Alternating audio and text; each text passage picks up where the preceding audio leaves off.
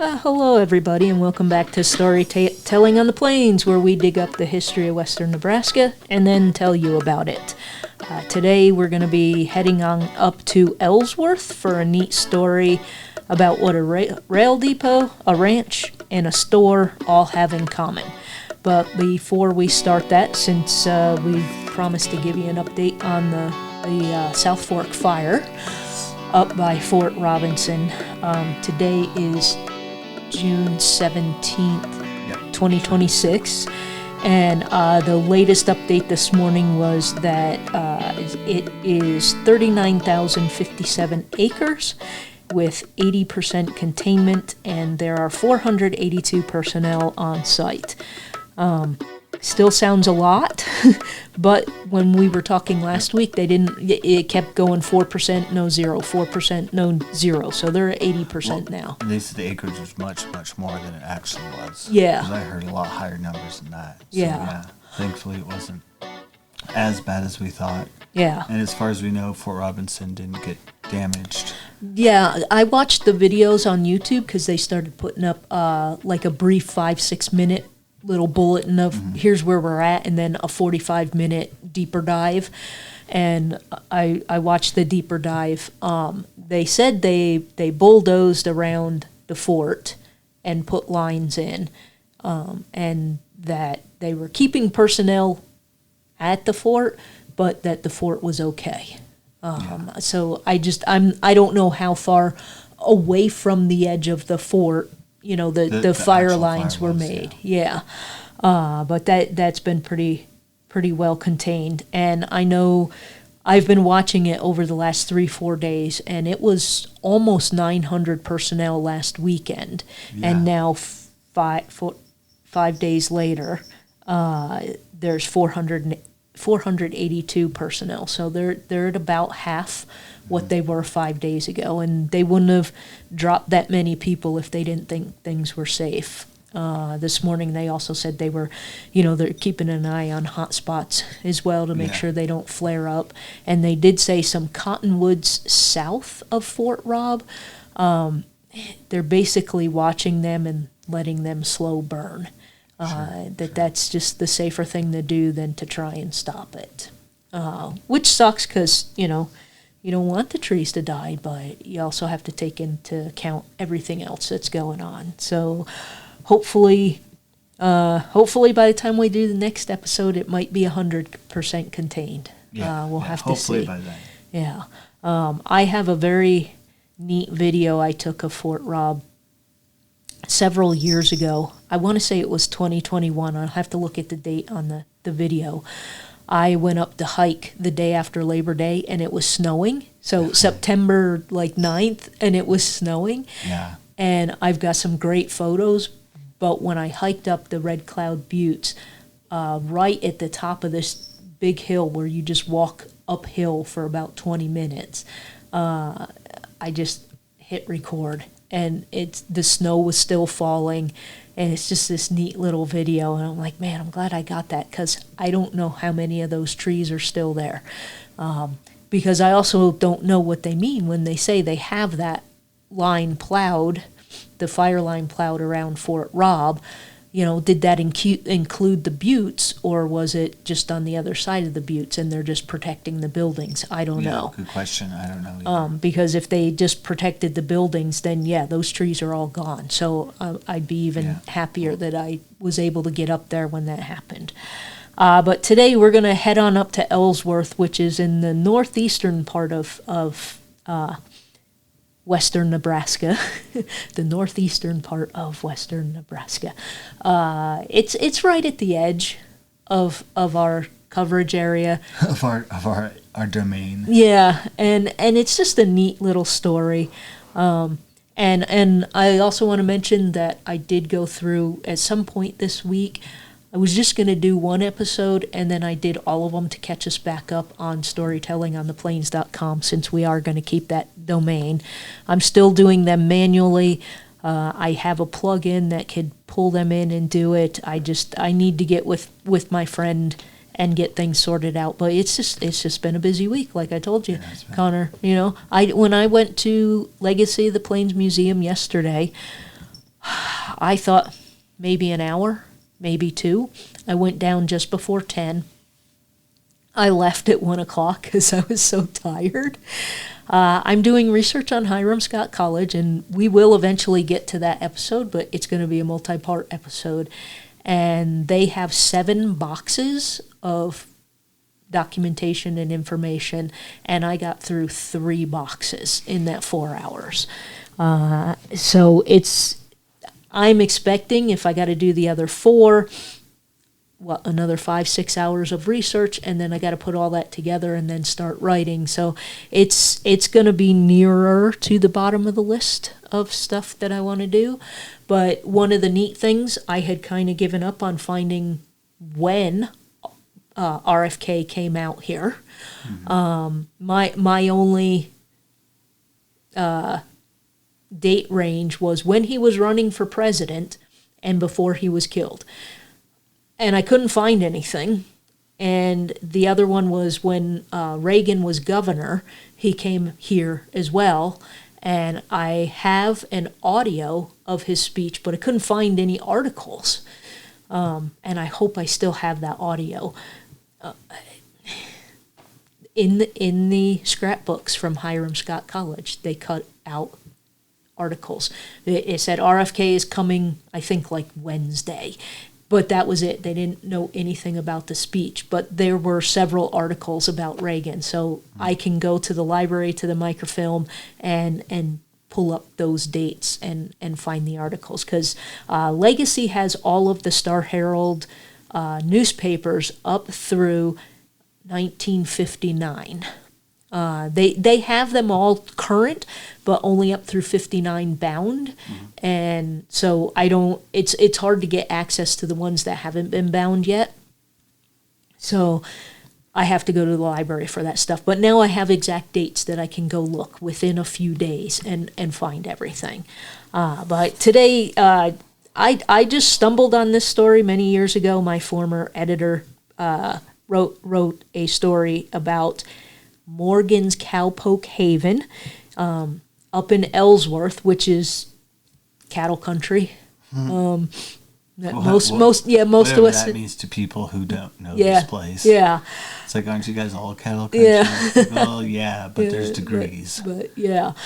And I was looking for something else when I stumbled on this. And I read Steve's article, and I wanted to learn more. So I found a whole bunch more. I'll quote from Steve here today, too, but from a couple of other things, because it's just a neat story. And the guy that founded it and had a huge cattle farm, cattle ranch, right? Not farm, ranch. Yeah. Yeah, you ranch cattle. You don't farm cattle. He had a lot of cattle out here, and he's an interesting story too that we'll get to in a future date. But I'll give you a little bit background on him. So Morgan's Cowpoke Haven is a local store up there in Ellsworth, and it's owned today by Wade Morgan and is stocked full of goods to buy, and there's tons of history to learn. Even as you go in and you look around the store, there's all kinds of history there. But I want to go all the way back to its beginnings, because it's a neat story of something that's still there. And a lot of times, like when we did Fort John. Fort John's not here anymore. Things like Fort Mitchell is not here anymore. We haven't done an episode on that yet, but it's not here anymore.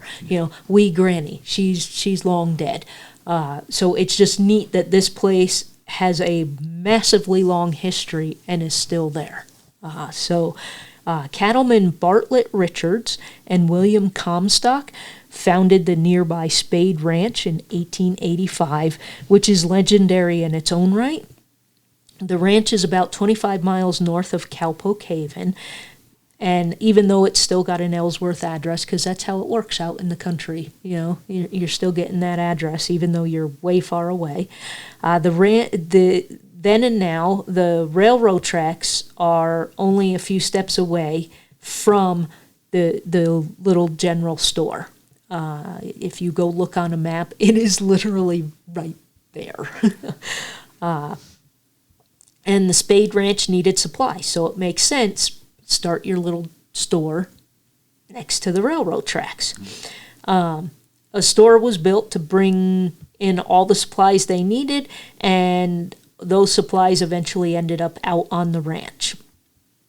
Ferdinand Merritt and his sons built the now historical landmark as part of the Spade Ranch. So at one point in time, even that little store right there by the tracks was part of the Spade Ranch. It was because it was massive.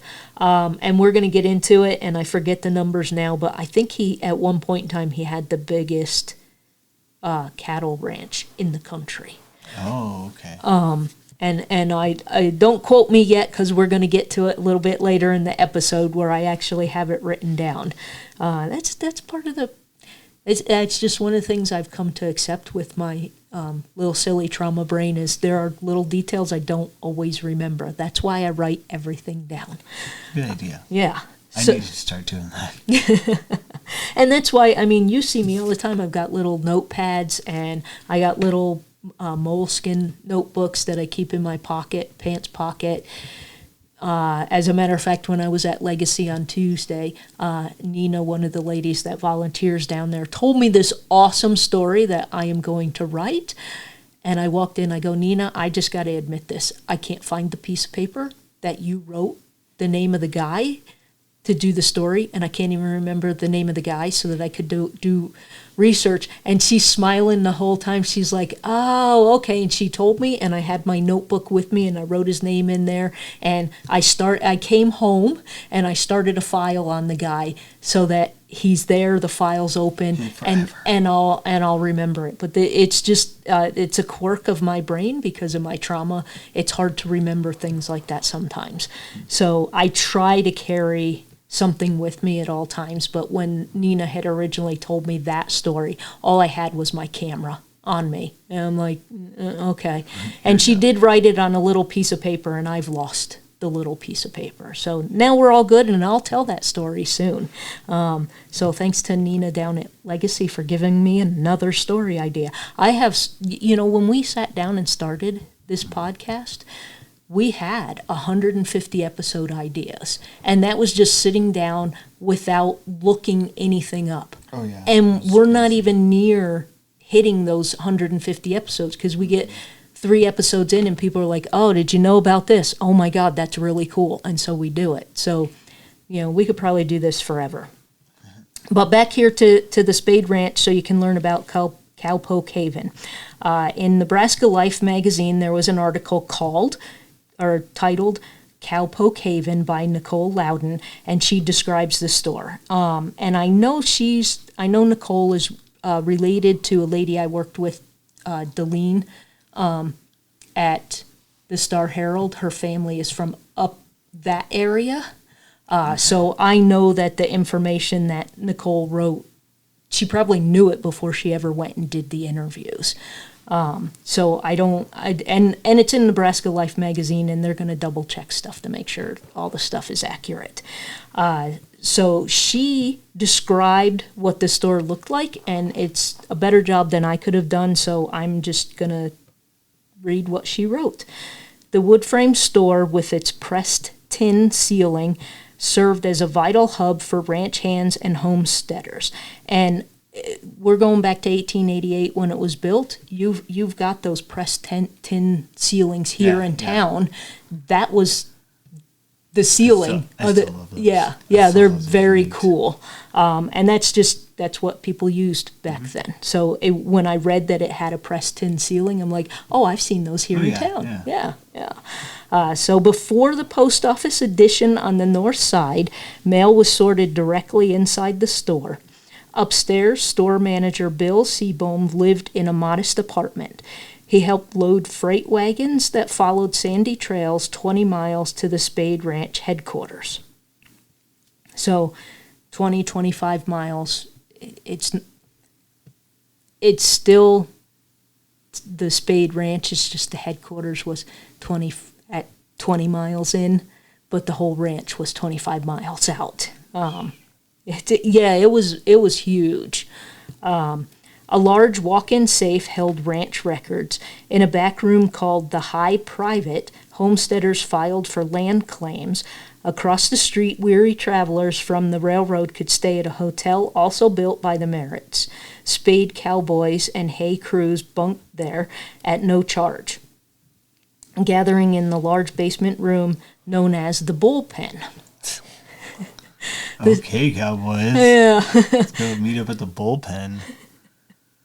Stockyards in the east handled thousands of head of cattle shipped by rail. I was thinking about the bullpen. That's what you call, where the relief pitchers hang out in baseball. And if you think about it, they're below ground. If you look at all the bullpens in Major League Baseball, they're all below ground. And these guys gathered in a large basement room called the bullpen. So I don't know if that's where the origins come from or not, folks. I literally just made a connection there in my brain. So I could be way off. Don't quote me on that. So Bartlett Richards raised cattle on the Spade Ranch, which was about 500,000 acres and 60,000 cattle in the Sandhills during its apex in 1905. This included government-owned free-range pasture land. At the time, it was reported to be one of the largest and most famous ranches in the nation. And I did go do a whole bunch of searches on Spade Ranch once I came up with that. There's a ton of info out there. So yes, we are going to be doing an episode on that. I'm just not sure when that's going to pop up because off again. Here we go. Here's something that's huge that we should all know about. I've lived here in 2 months. It'll be 20 years. And I've never heard of it. So, and I'm sure lots and lots of people have never heard about it. But I was like, holy crap, 500,000 acres and 60,000 cattle. We need to do an episode on that. And I'm not faulting myself for not knowing about it because cattle aren't my thing, Right. I'm not into cows. Leave me alone. Yeah. I know they're around here. I know what they look like. They all smell and they're full of shit. Yeah. That's about it because when I worked at the Star Herald, I went and took a picture of a 4-H kid cleaning and grooming, brushing her cow. And yeah, I'm going to use the word cow. I don't care. I can't remember what they are. And normally you talk to the kid, hey, why you joining 4-H? What makes you want to stay? What's this? Why is this cow special? How do you think you're going to do? I totally forgot to ask her what kind of cow it was. So I get back to the paper. And I'm writing the cut line for it. I'm like, oh. And my editor, Bart, came out. And Bart, his family had a farm. And he raised cows. And his family was very good at it. And he went to the state fair and won several years in a row. And it helped pay for his college. Oh, nice. So I go, dude, I forgot to ask what kind of cow this is. And he goes, you're not going to write cow, are you? I'm like, no, I have cattle. But I don't know what kind, and I don't want phone calls, because if you made any kind of animal mistake, we had a fellow reporter called a mule a donkey.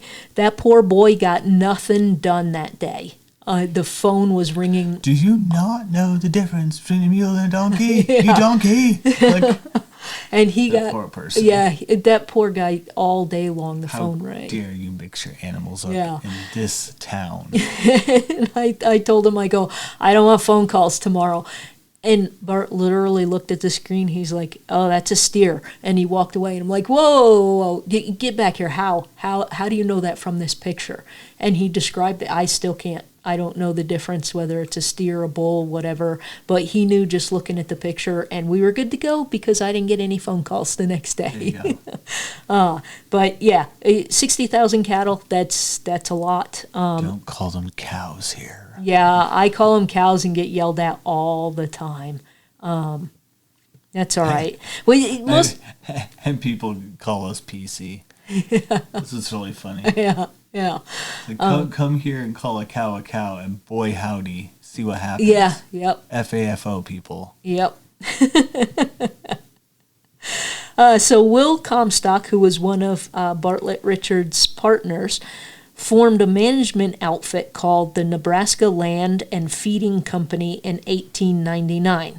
The store there, which is now Cowpoke Haven, was the headquarters for the Nebraska Land and Feeding Company. There was also a large vault which held the company's records. The Nebraska Stock Growers Association, which merged with other entities in 1988 to form today's Nebraska Cattlemen, had its first meeting in that building. So the original store served not only the Spade Ranch, but the surrounding community, and the company built roads and brought telephone service to those isolated ranches and villages, which makes sense. If you got 60,000 head of cattle, you need communications out there. So it, not inadvertently, that was a nice little side effect for the community. They were helped as well. So according to an article in the Star-Herald, Richards eventually ran afoul of efforts to make the land available to homesteaders and was jailed for fencing property he didn't own. So that's all that article said, and I'm like, what'd you do, dude? There's more information there. I know from working at the Star-Herald, you've got a word count on your story, so I'm like, there's more to this. So I went to look and see what else was going on. So Sheridan County's website had a little bit more detail, because Sheridan County is where Ellsworth is in. That's the county it's in. Much of the land was in public domain, subject to homesteading. Farmers who tried to cultivate sandhill homesteads usually failed, and in the 1890s, the Spades illegally fenced the almost uninhabitable land, drilled wells, introduced Hereford cattle, constructed trails, and built telephone lines to ranches and towns.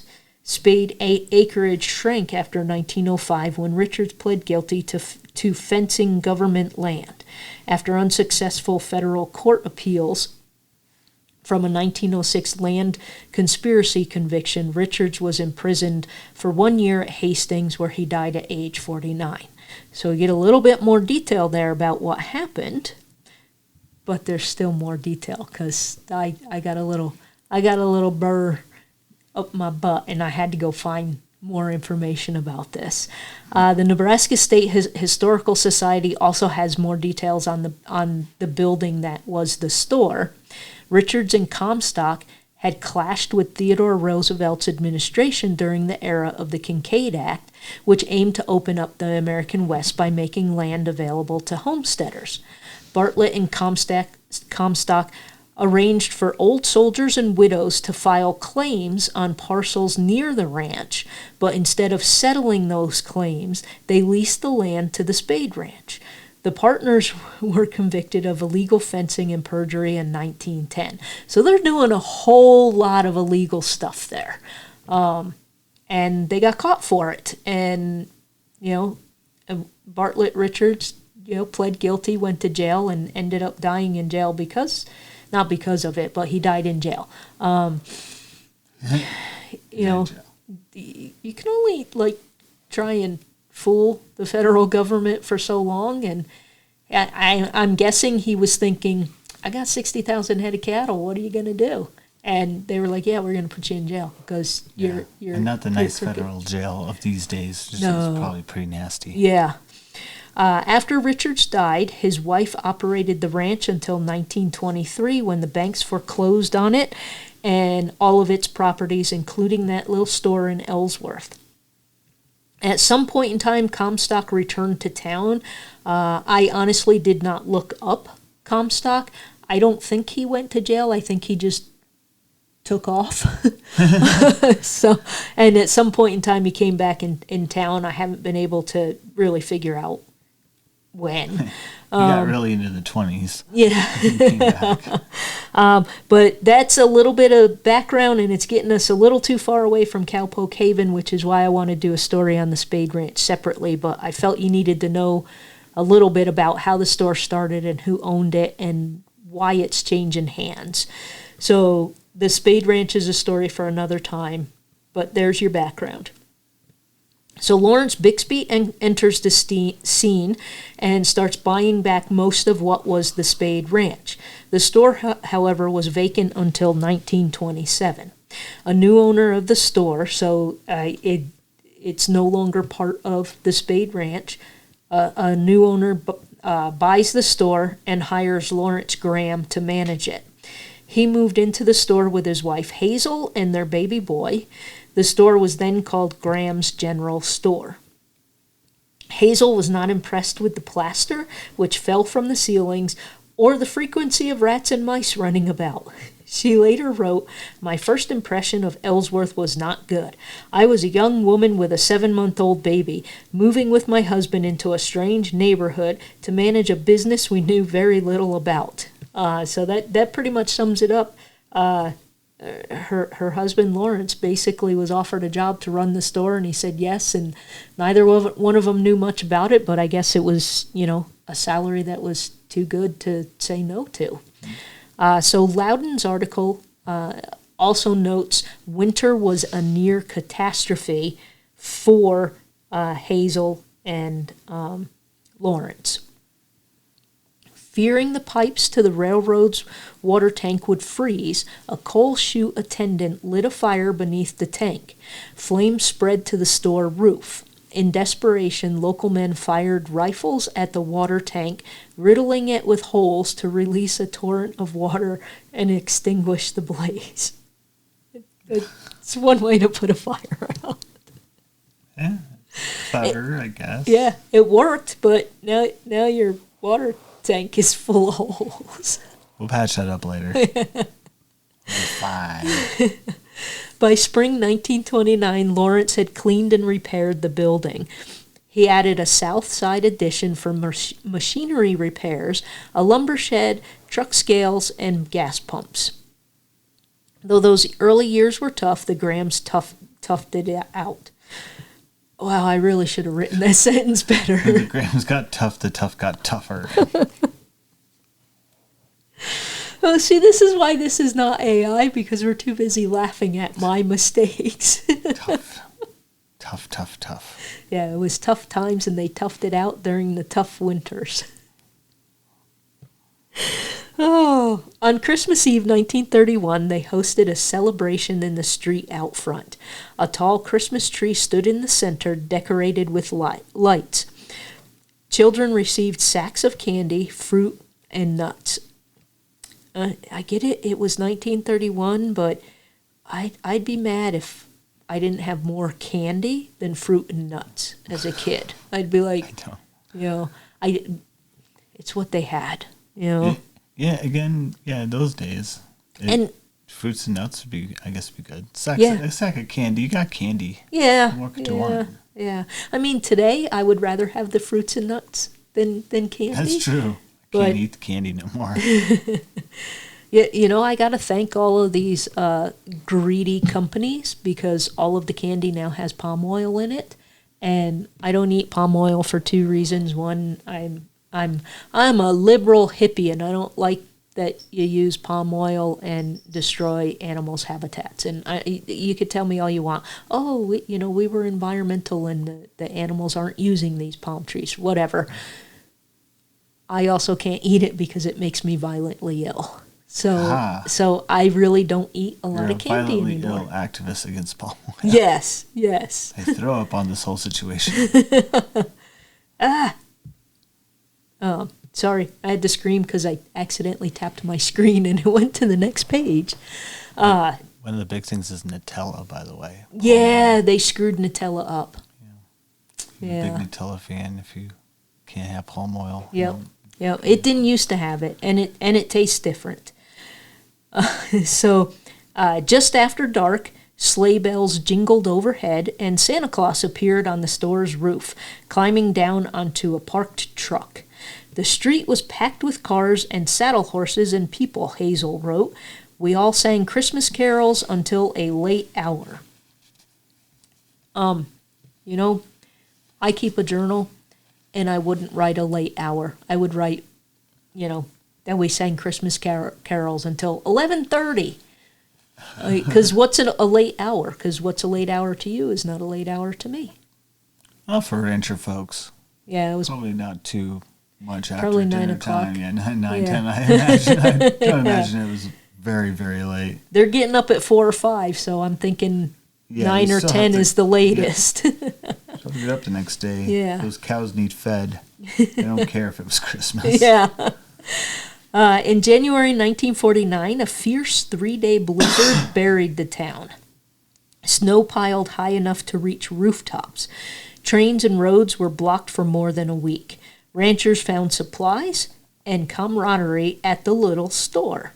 Hazel wrote that the Grahams and the community endured together. And I'm also working on gathering lots of information about that blizzard because it was the entire western panhandle that got nailed. So Graham purchased the store outright in 1950 and sold ranching supplies, hardware, gas, and lumber. During this era, several additions were constructed. Graham and his family ran the store until 1967, and then the building sat vacant for 4 more years. But let's not get too far ahead of ourselves because I want to... There's a neat little piece of history that's about to happen, and I want to read you the opening chapters of Nicole Loudon's article from 1958. So the Grahams still own it at this point in time. The sun was just beginning to rise on January 29, 1958, over the windswept hills of Ellsworth, Nebraska. In this tiny, unincorporated town where Highways 2 and 27 meet in the western sandhills, Graham's General Store opened its doors at 7 a.m., as it did every weekday. 2 gasoline pumps stood out front. A black 1956 Packard sedan pulled off the highway to fuel up. A young man stepped out. His hair crudely dyed black, with dark streaks running down his neck like shoe polish, and entered the store. Inside, glass display cases held candy, gum, tobacco, and pocket knives. Groceries lined the shelves. A few firearms stood in racks above boxes of ammunition. A butcher block awaited use for slicing meat and cheese for sandwiches. Wooden bins held bolts, nails, rake teeth, and machinery parts. A chest-style soda cooler offered bottles of pop. Oh, I hate that word, pop. It's soda. 2 customers were inside. Jack Bollinger, the local mail carrier, and Pete Jardine, a Burlington Railroad signal maintainer who lived at the depot and had stopped by before starting work. Store owner Roy Graham greeted the young man and stepped outside to service the car. His large black German Shepherd Wolf followed close behind, making the visitor visibly uneasy. As Roy pumped gas and washed the windows, he noticed a girl lying under a blanket in the front seat. 2 guns, a shotgun and a handgun, lay near her. The young man paid in cash and drove off, heading west toward Alliance. And for those of you who don't know, it was extremely common back then that you didn't pump your own gas. An attendant came out and pumped it. That's the whole reason Roy Graham went outside. That's what his job was. Something about it didn't sit right. Roy jotted a note on a scrap of cardboard. Black Packard sedan, Nebraska 2-17415. And that's the license plate number. Inside the adjoining post office, Roy's wife, Ramona, had just sat down at the roll-top desk with a copy of the Omaha World Herald. That morning's front page carried a chilling headline. A teenage killer named Charlie Starkweather was on the run after a string of murders in eastern Nebraska. I highly recommend you go read that article by Nicole. You can find it online, and it's really well written and has a lot of little neat details about the store. Graham ended up reporting the sighting to the police, and Starkweather would eventually kill again in Douglas, Wyoming before being caught. And for those who do not know who Charlie Starkweather was, he's probably the state's most famous serial killer. Yeah, probably the most one. When I worked in Lincoln, I worked at the University Police Department, and one of the officers and I had a conversation one day, and he went to school with Charlie Starkweather, and he said that they were kind of shocked that Charlie was a little different, but they didn't think like that kind of different. He was just an odd kid. And lots of kids are odd kids, and they didn't really think too much of it. Weirdo, but not stabby weirdos. Yeah. And I've been told as well, after they caught him in Douglas, Wyoming, the jail here, the Scottsbluff County Jail, hosted him overnight. They brought him here. Yeah. They stayed overnight before they continued back east. Sure. So that's it was pretty common. Yeah. So it was just happenstance that they caught him, or that they saw him there. And he was just getting gas, and they let him go. And I would advise today that if these guys didn't know, they just thought something wasn't right. They saw all the guns, and they're just like, something doesn't seem right here, so they reported it to the police. But if you know for a fact that that's happening, that, you need to call the police about whatever, don't try and get involved. Just call the police and back off. Your life isn't worth that. And take the details of the car, take the license plate number. Yeah.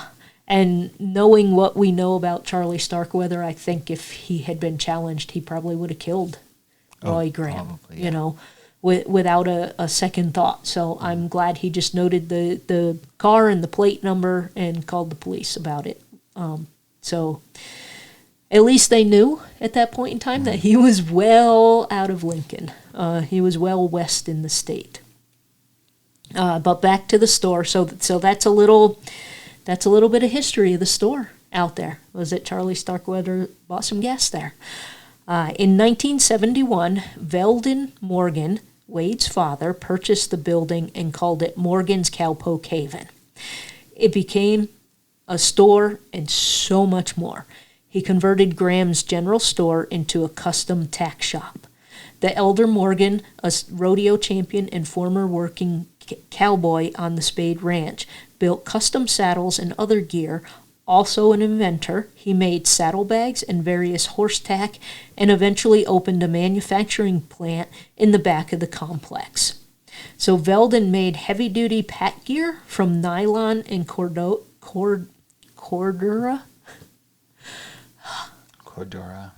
Thank you. Corduroy. Yeah.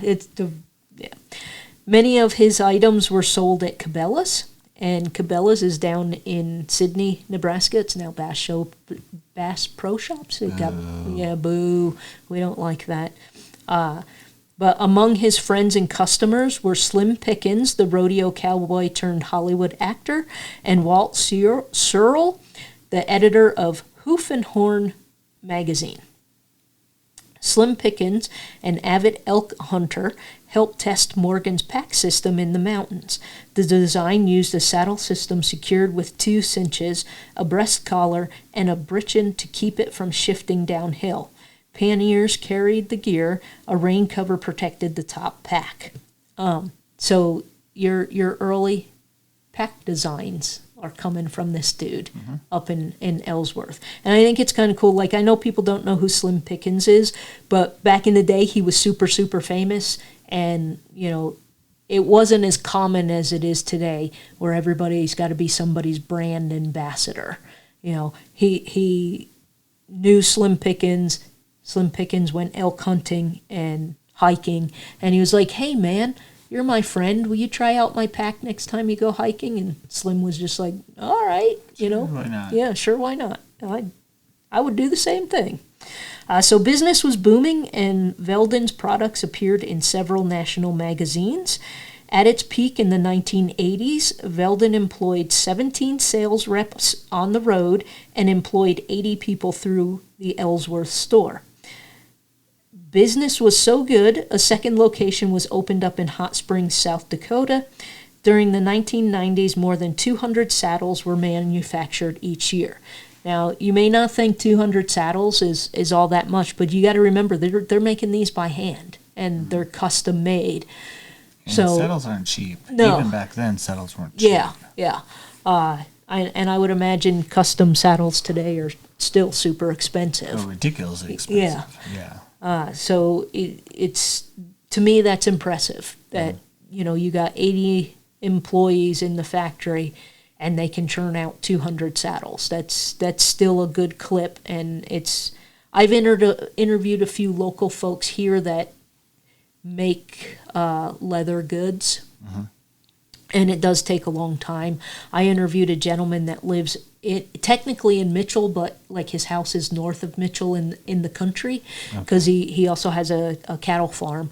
I can't remember the dude's name. Anyway, he makes custom spurs. Oh, okay. And interesting. And I remember when I asked him, it's not a lot that he makes a year, but they're all custom made, and he makes them by hand. He's not, like you can go into a store and buy some spurs, and they're machine made. Mm-hmm. He's making them by hand, so of course it's going to take longer. And when I had interviewed him, 3-4 years ago now, about 3 years ago, he had orders for the next 18 months. Oh, wow. And he was worried that he wasn't going to be able to meet deadlines on some of them. Sure, and he did tell me that he knew most people would be okay with that because they're ordering something custom made, and it takes a while to do it. And he's doing it after he's done his ranching stuff for the day. Yeah. So he's at home. Like, calm down. Yeah. He's like, I'll get it done when I get it done, but I do work on it several days a week. So in 1995, Veldon sold his manufacturing business and both buildings to Weaver Leather Livestock. Say that fast 3 times. Weaver Leather Livestock.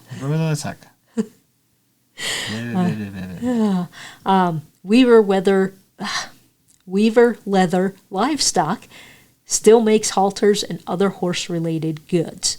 Wade bought the property back in 1997 and kept running the store. So Wade's just running the store. He's not doing any of the manufacturing stuff. That was sold off to the Weaver Leather Livestock. That would suck if someone pulled me over for a DUI and I was not drunk.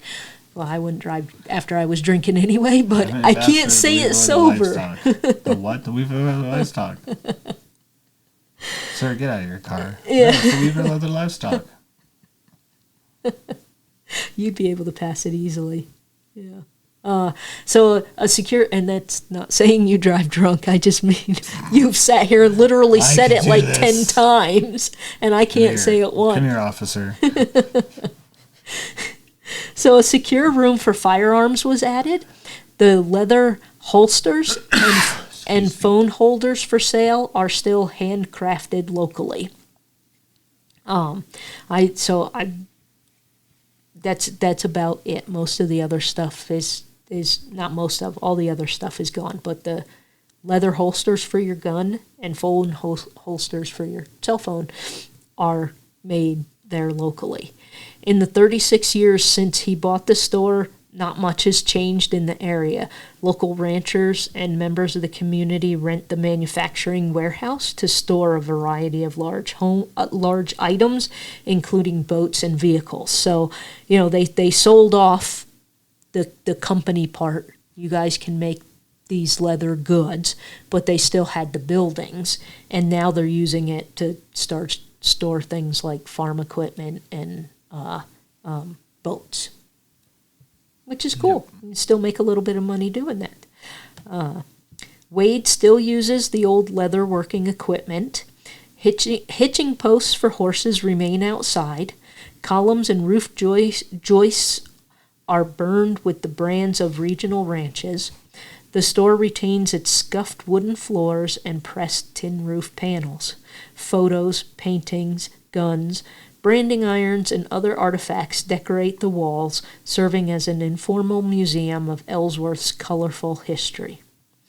If you shop at Cowpoke Haven, you'll find all you're looking for. There are hats and boots, books by Sandhills authors, including books by Mari Sandoz, and the typical Western wear and guns of all kinds. I just mentioned Mari Sandoz, and I need to just complain again about the person who read the book, The Death of Raymond Yellow Thunder. Kept pronouncing her name wrong. Like, he did really well being the reader of the audiobook, but man, every time he quoted something about Mari Sandoz, he got her name wrong, and it just drove me absolutely bananas. Mari. Her name is Mari Sandoz. Marie. He did. He kept calling her Marie. Hi, Marie. I'm like, her name's not Marie. So this is cattle country after all. So you're going to see all the typical Western wear that you need. Rifles and ammunition are as much a part of life as tending to your cattle. They live somewhat. What? Sorry. This is. Yeah, I know what you mean, but all I thought of it was just like, yeah, when you gotta put them down. Oh God, no. It's really important. When it's time, out back. No. Yeah, no, that's not what I was going for. I was going for they live in isolated areas and they're very far from the local police station. So when those cows get up to trouble, yeah, when the cows dealing drugs, start getting some. When the cows try and rob Cowpoke Haven, you gotta bring your rifles out. Oh my God, no, that's not what I was going for. Cows out here dangerous. God. Oh, I'm sorry, cattle. Yeah. See, I already fucked up. Yeah. I see. I'm going to turn you into a city folk. Cows. No, I was thinking of because they do live in such isolated area. There are times where you have mountain lions or something, and coyotes. Yeah. These things that harass your cattle. Yeah, that's what I was thinking of. Not, we don't want old Bessie anymore. That's not what I was thinking. Oh my God. See, this is why I email this to you, so you can, laugh and tell me beforehand so I can fix it. Connor just decided, no, I'm going to let her read it. I don't catch it until you read it. So in this little town of 32, you can also pop into Cowpoke Haven to get some stamps and your mail. The community post office is still located in the store. Ellsworth and Cowpoke Haven lie on the 60-mile stretch of Highway 2 between Alliance and Hyannis. So go pull up Google Maps and type in directions, Alliance or Hyannis to Ellsworth. It's right. I would say it's a little closer. I think it's a little closer to Hyannis than Alliance. Maybe midway. I don't know. I did not go look at a map. I just know when I drive that way, I hit the turn off before I hit. Ellsworth is it's one of those blink and you miss it kind of places, so you have to pay attention. Yeah, quite literally, because there's the one turn off. Yeah. To Ellsworth, and then you'll miss it. And it's right there, and that's it. If you stop by, you can get a cup of coffee and a sandwich with your bits and spurs, stirrups, ropes, belts, books, postcards, knives, fishing lures, predator calls, backpacks, leather goods, including black motorcycle jackets and chaps. I've never seen anybody wear chaps out here. I don't know if they do. I just haven't seen anybody wear them. Bikers wear them. I don't know about cowboys. Yeah. Some of the cowboys up north wear them. Okay. Become a really big into the biker safety culture. You wear them. Yeah, bikers I see wear chaps all the time, but there's some ranchers. There's a few. There really is a few. But the thing I've noticed is a lot of people on the ranches that do that it's not like they're on horses all the time out here. Yeah, and a lot of them go on 4-wheelers and trucks and all sorts of other things. So it's not really practical to wear chaps. If you want to get on a horse, you get on the horse. You get off the horse. You're not on it for more than, maybe 30, maybe an hour.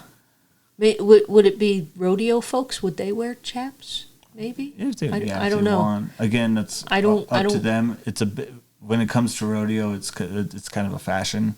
Okay. It's really is like, what do you do it for? Do you want to be kind of a tough guy and just go in your Wranglers, or do you want to have the chaps to make yourself look? I think it's more of a fashion statement more than anything. I don't know enough about it, and I've honestly never paid attention, because every time I have ever met and talked with a rancher, it was in town, and they certainly are not going to be wearing them in town. Yeah, and there's some of the ones I have seen are the ones that come into town, like coming to the gas station wearing chaps. Okay. So you know those guys are going to be out on a horse probably for most of the day. So Yeah. those guys are a bit different. They're an exception, but these are also very old school people. Yeah, yeah. But you can get them. I'm guessing if you get black motorcycle jackets and chaps at Cowpoke Haven, the chaps are for your motorcycle. I mean, for you, but for motorcycle. Oh my God! For your motorcycle. I just need Put it to on there. quit and try again tomorrow. Nope, you got a meeting here coming up here. I know. What, an hour? Less than that. Less than that. Oh wow. So inside the building, Cowpoke Haven is listed on the National Register of Historic Places, and you'll be able to grab a delicious bite to eat, maybe, depending on how you, Maybe. I don't know, to me... If you come on a Sunday, forget about it. Yeah. Nothing's there on Yeah. a Sunday. Okay? They're not huge meals, they're just like a sandwich and a drink. It's not any kind of fancy fixings, it's just a basic sandwich and a drink. But I would assume... See, here I tried to get all fancy, which feels like heaven, and a comfortable warm blanket wrapped around you on a cool summer evening as you savor the taste of a simple meal and have a look around at the history many people have forgotten. See, I tried to get all fancy, like I'm not doing a podcast and I'm writing an article, and yeah. It's a it's bologna and cheese sandwich, isn't it? I think it's like ham and cheese. Yeah, it's just the basic sandwich, but I would imagine, let's say you've been driving across Highway 2 all day and you forgot to eat before you headed back out here, and you've been driving for 4 hours.